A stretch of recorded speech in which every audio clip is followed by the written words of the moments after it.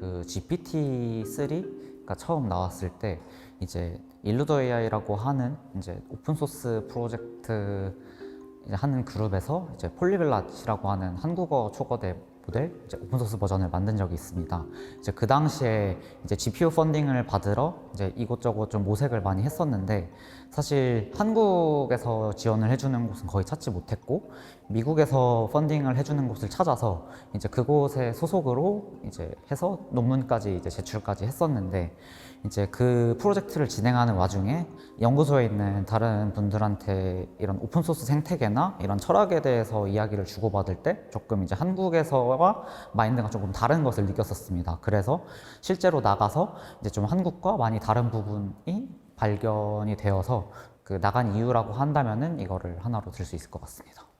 이제 미국에서는 자원의 규모에 있어서도 많이 차이가 났고 이제 오픈소스 관련된 거에 대해서도 이제 한국은 좀 아무래도 만들기도 어려울 뿐더러 이제 만들고 나서 뭔가 얻는 보상이라든지 이런 게 좀 적은 반면 이제 미국 같은 경우는 그런 이제 AI를 학습할 때 정말 많은 GPU가 필요하잖아요. 근데 이제 그런 것들도 그들의 니즈에 충족한다고 하면은 가감없이 이제 지원을 해주는 부분도 좀 인상적이었고 그리고 이제 기관에서는 저희 프로젝트에 펀딩을 해주겠다는 제안까지 이제 받았었는데 그런 부분에 있어서 한국에서는 전혀 경험해보지 못했던 좀 이제 경험이라고 볼 수 있을 것 같습니다. 제가 갔던 곳이 실리콘밸리여서 그런 걸 수도 있지만 IT와 전혀 관련이 없는 직종의 사람들도 LLM이라는 컨셉에 대해서는 어느 정도 알고 있었고 그 비개발자들, 뭐 쉽게 말해서 투자자라든지 아니면 이런 사람들과도 이제 논문의 내용에 대해서 직접적으로 소통을 할 수 있던 점이 저한테는 좀 충격이었었습니다.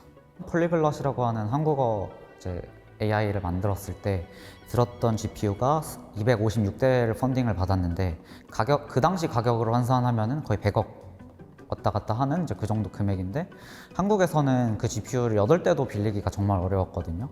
그래서 이제 정부나 이런 곳에서 펀딩을 하는 제도가 있었지만 이제 그거를 지원하기 위해서는 정말 거의 한 두세 장 이상에 되는 제안서를 써야 됐고 256대 이상의 GPU가 필요한데 그걸 이제 여러 번 쓰기에는 좀 물리적인 한계가 있어서 이제 그 부분은 처음부터 좀 포기를 했었습니다.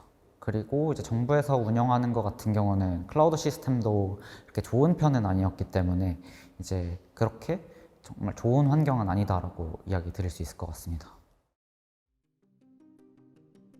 국내 인공지능 인재들이 여전히 해외로 빠져나가고 있다는 지적이 나옵니다. AI 기술 경쟁력 확보를 위해 우수 인재 유출 방지와 연구 환경 개선의 필요성이 강조되고 있습니다. 반면 독일, 일본, 영국, 미국 등은 1만 명당 외국인 AI 인재 유입이 크게 늘며 연구 환경과 산업 경쟁력을 강화하고 있습니다. 전문가들은 AI 인재의 해외 유출이 국가 경쟁력 약화로 이어질 수 있다고 경고합니다.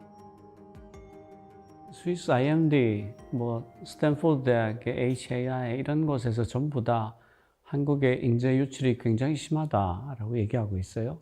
실제로 보면 인재 유출이 세계 3등이다. 그런 통계도 있고요.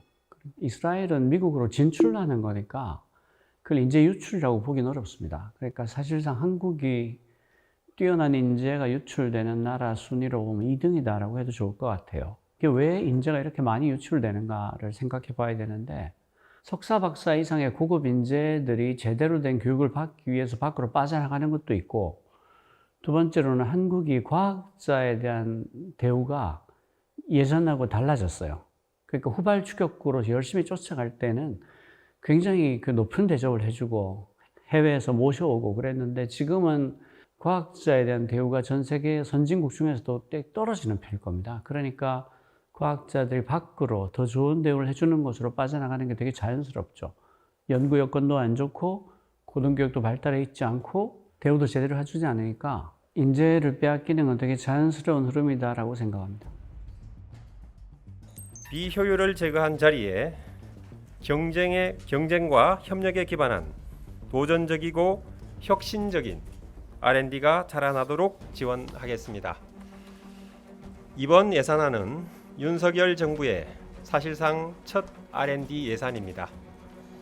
비효율과 낭비 요인, 기득권과 칸막이를 없애고 윤석열 정부의 R&D다운 R&D로 전환하는 신호탄입니다.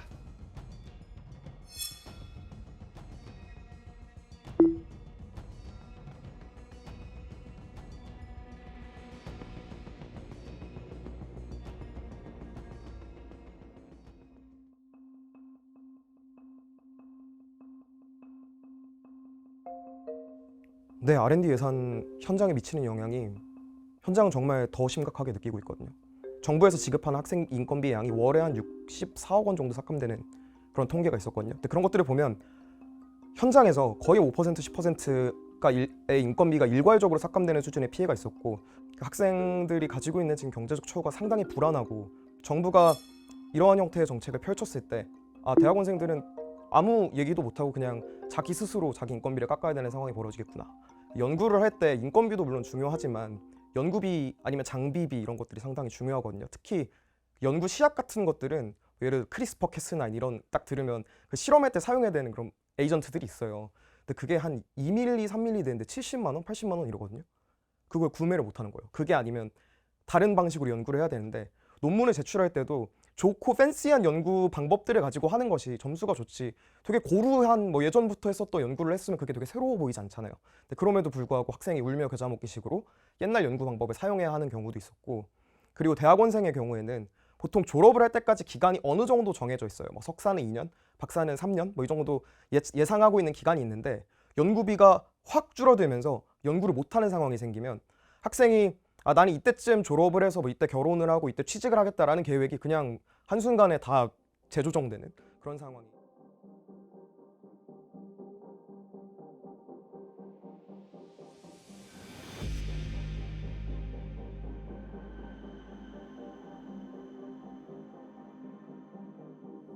일단 R&D 예산 삭감으로 드러났듯이 인건비 지급이 불안정한다는 게 드러났고, 이게 6개월마다 알려주거든요, 교수님이.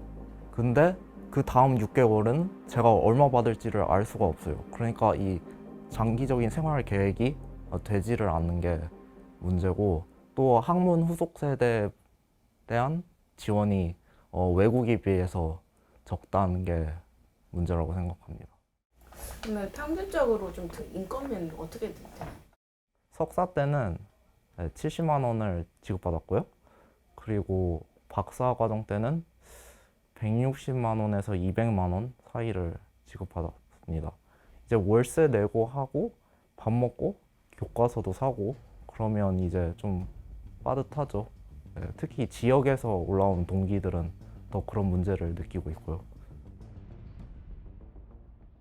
그리고 인건비 깎이는 사례는 정도가 다른 거지 되게 꾸준하게 들려요. 어디는 30% 깎였다, 어디는 10% 깎였다, 어디는 5% 깎였다, 어디는 약간 한 6개월 못 받았다. 그게 왜 그러냐면 연구 과제에서 인건비가 나오거든요. 그 연구 과제가 한 1년 하거나 뭐 2년 하거나 그런 식으로 기간이 정해져 있는데, R&D 예산 삭감되고 나서 중간에 연구 중단한 곳들이 있어요. 그 과제가 중단된 곳들이 있어요. 이런 데에서는 당장 인건비 못 받는 거죠.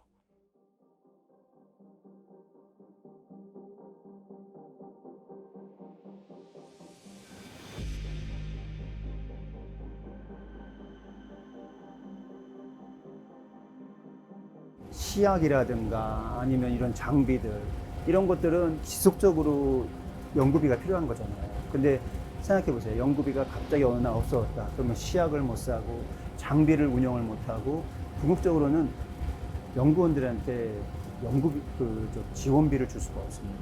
교수로서, 연구자로서 연구비가 중단되는 사례는, 이거는 진짜 부도가 나서 회사가 망하는 거랑 똑같습니다. 지금의 한국 연구계 상황이 최악입니다. 급격한 연구비 삭감과 더불어서 연구자 홀대 기조가 만연한 이 현재의 사회에서 젊은 연구자 풀의 해외 유출은 막을 수 없는 현상이기도 합니다. 연구비 신청하는 과정과 그리고 그 선정이 될 때까지의 그 커다란 불안정성에 의한 그 심각한 고통을 좀 당한 것 같고요. 무엇보다도 이제 저희 과제가 2월 종료 과제인데 새로 시작되는 과제가 5월 시작이라서 그 기간에 이제 불확실성 때문에 많은 연구자들을 내보내야 됐고, 무엇보다도 신규 대학원생을 받을 수가 없었습니다. 그러한 여파가 올해도 지속돼서 지금 현재 올해 저희 연구실의 연구비는 50% 이상 삭감이 된 상황입니다. 만약에 박사 후 연구원이라든가 이런 직업적으로 좀 더 학생 신분에서 벗어난 연구자들은 가족이 있는 경우가 굉장히 많습니다. 결혼도 한 상태고 그 사람들에게 3, 4개월의 연구비 지연 혹은 3, 4개월의 월급이 없을 경우에는 감당하기 힘든 거죠. 저도 마찬가지고 이 세상 모든 월급쟁이들이 마찬가지죠. 혹은 연구 환경을 더 개선된 곳으로에서의 오퍼가 온다면은 저도 당연히 정말 심각하게 고려해 볼 수밖에 없는 환경입니다.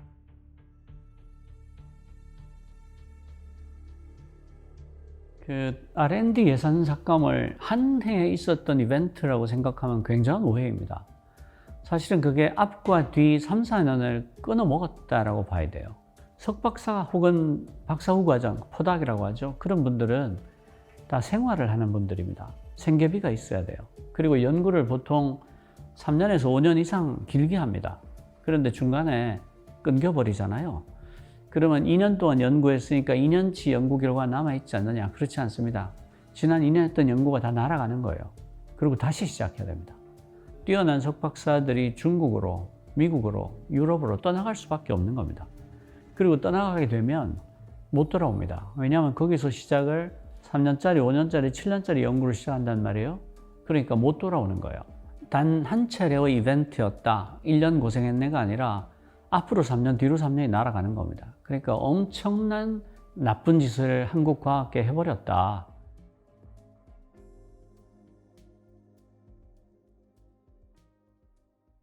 매일 돈을 쓰는데 그 가치는 누가 정할까요? 정답은 슈퍼달러 슈퍼리치에 있습니다. 복잡한 공식은 빼고 투자 타이밍을 잡는 환율의 핵심만 담았습니다. 빠르게 변화하는 금융시장, 그 중심엔 언제나 환율이 있습니다. 오늘부터 환율과 썸 타볼까요?